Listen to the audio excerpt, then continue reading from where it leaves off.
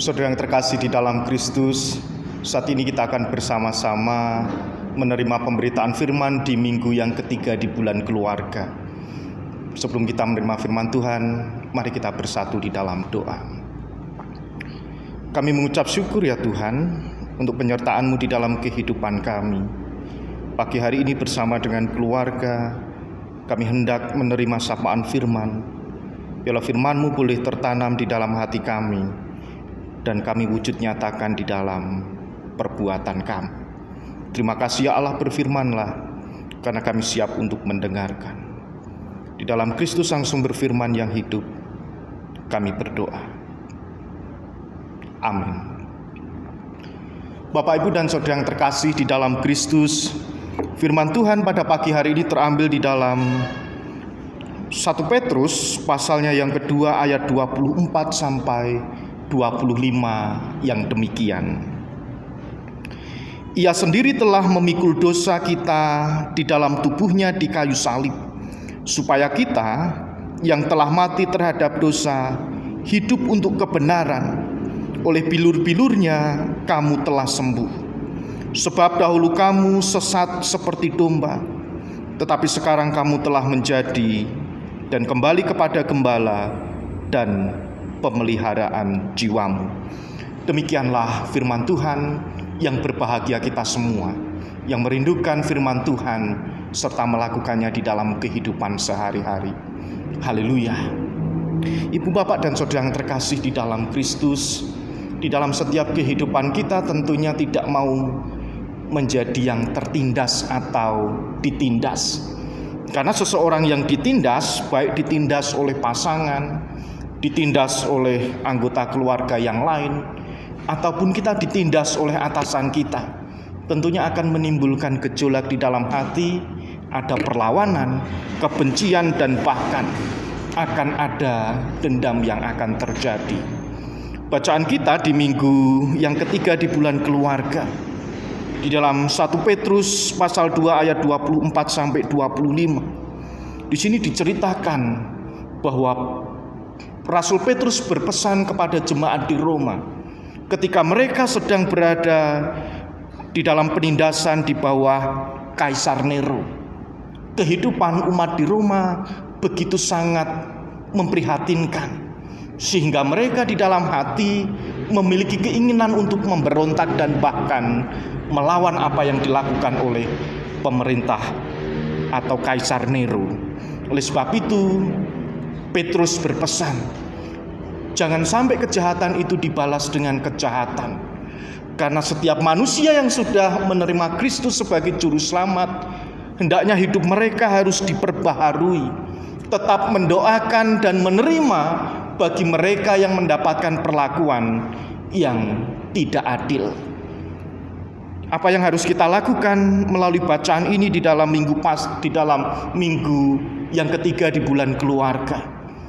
Tuhan mengingatkan kepada setiap keluarga, Tuhan mengingatkan kepada setiap manusia, agar setiap ketidakadilan itu harus dilawan dengan kasih.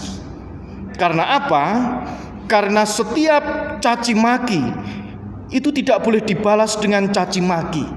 Dimulai ayat yang ke-23. Ketika ia menderita, maka semuanya itu akan menjadi anugerah ketika penderitaan itu dilakukan di dalam dasar iman, yaitu di dalam kehidupan yang dilandasi dengan kebenaran. Karena setiap kebaikan atau kebenaran tidak lepas dari yang namanya kebencian. Karena tidak semua orang yang berbuat baik itu pasti akan disukai. Tidak semua orang yang berbuat baik itu pasti akan disenangi. Begitupun juga di dalam kehidupan iman yang terus kita pelihara. Sebagai anggota keluarga Kristen, hal-hal apa yang harus kita kerjakan?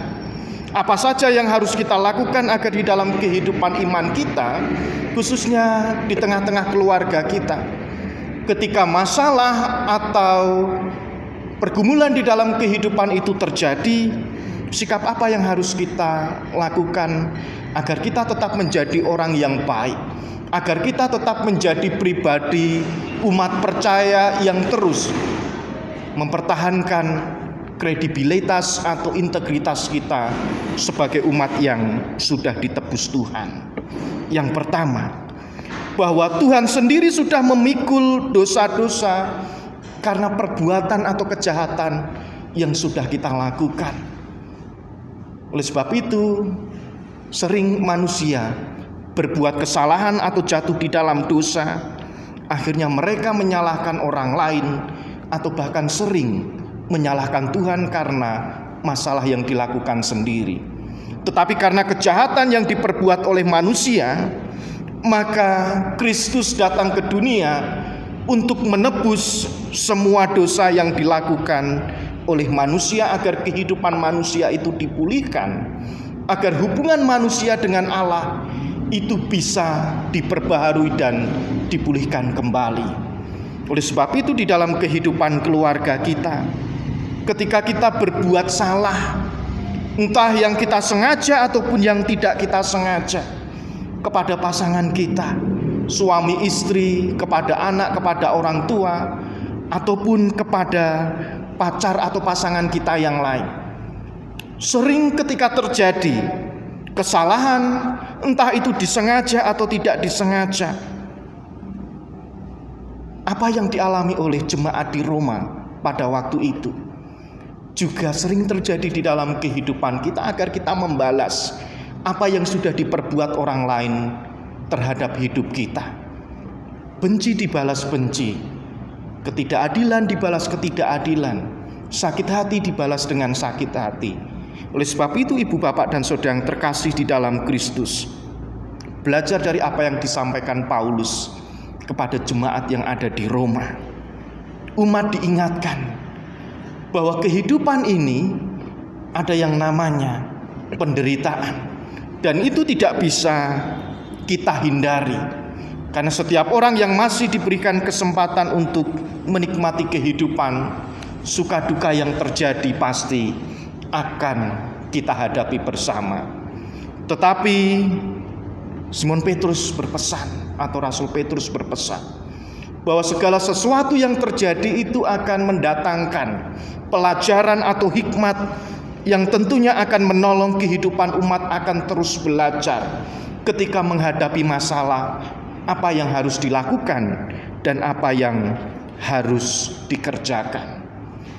Petrus berpesan kepada jemaat di Roma, terimalah segala penderitaan, karena penderitaan itu akan menolong umat untuk terus dewasa di dalam iman.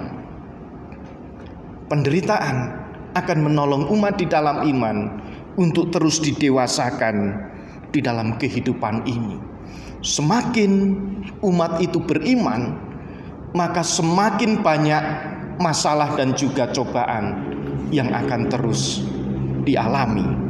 Dan yang kedua, sebab dahulu kamu sesat seperti domba, tetapi sekarang kamu telah kembali kepada gembala dan pemelihara jiwamu. Pada waktu itu umat Israel diibaratkan seperti domba.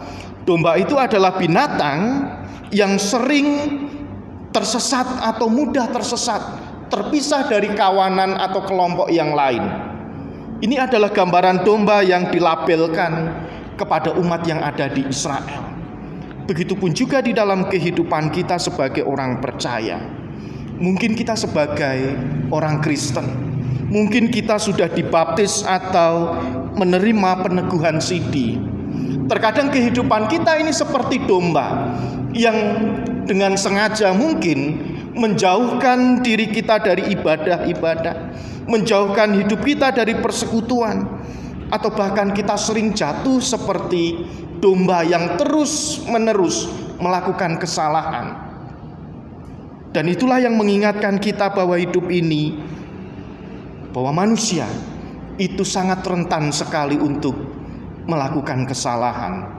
Oleh sebab itu, ketika Tuhan Yesus sudah datang ke dunia, memberikan hidupnya bagi semua ciptaan, umat diingatkan jangan sampai kita ini kembali seperti domba, karena Sang Gembala Agung yaitu Tuhan kita Yesus Kristus yang sudah memelihara kehidupan dan jiwa kita, tentunya harus menolong di dalam perjalanan kehidupan iman ini, agar kita ketika berjalan bersama dengan keluarga, bersama dengan umat Tuhan, agar kita tidak tersesat atau kita tidak mudah jatuh seperti domba yang pada umumnya mudah tersesat atau keluar dari komunitas atau kelompok mereka.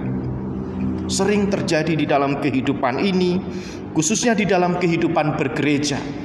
Ketika kita tersinggung, ketika kita sakit hati, maka kita mudah untuk menghakimi. Kita mudah untuk keluar dari komunitas. Ada dendam yang terus terpelihara, dan itu yang akan menjadi pesakitan, yang akan menyiksa dan menyengsarakan kehidupan umat yang beriman. Tetapi Tuhan mengingatkan, jangan sampai kita ini tersesat seperti gembala, tetapi sekarang kamu telah kembali.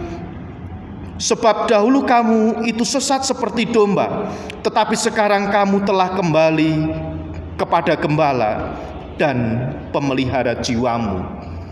Bapak, Ibu, dan saudara yang terkasih di dalam Kristus, tidak mudah kita ini tunduk kepada ketidakadilan. Tidak mudah kita ini tunduk kepada situasi yang mungkin membuat kita menjadi sengsara.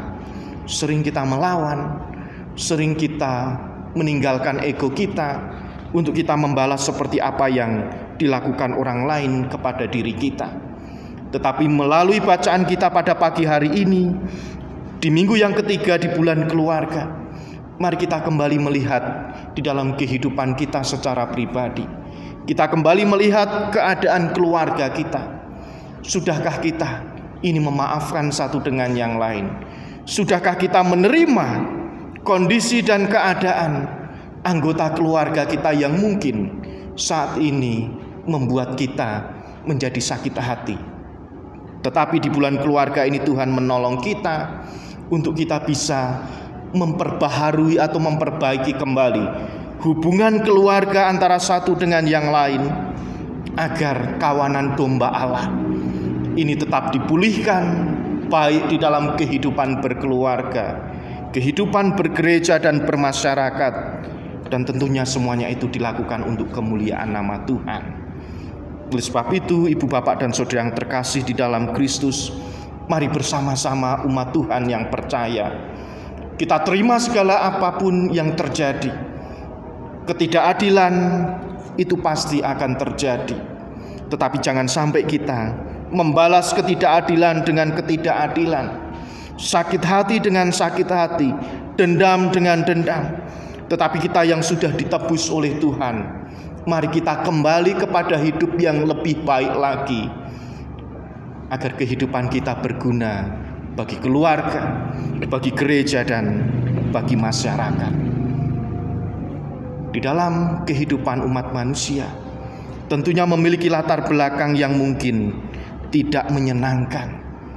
Tetapi Tuhan berkata, manusia baik punya masa lalu, tetapi si pendosa masih memiliki masa depan.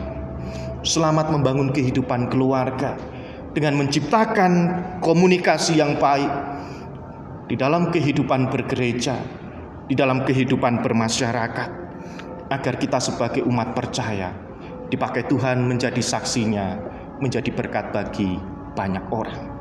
Selamat memasuki minggu yang ketiga di bulan keluarga. Roh Kudus menolong dan menuntun kita. Amin.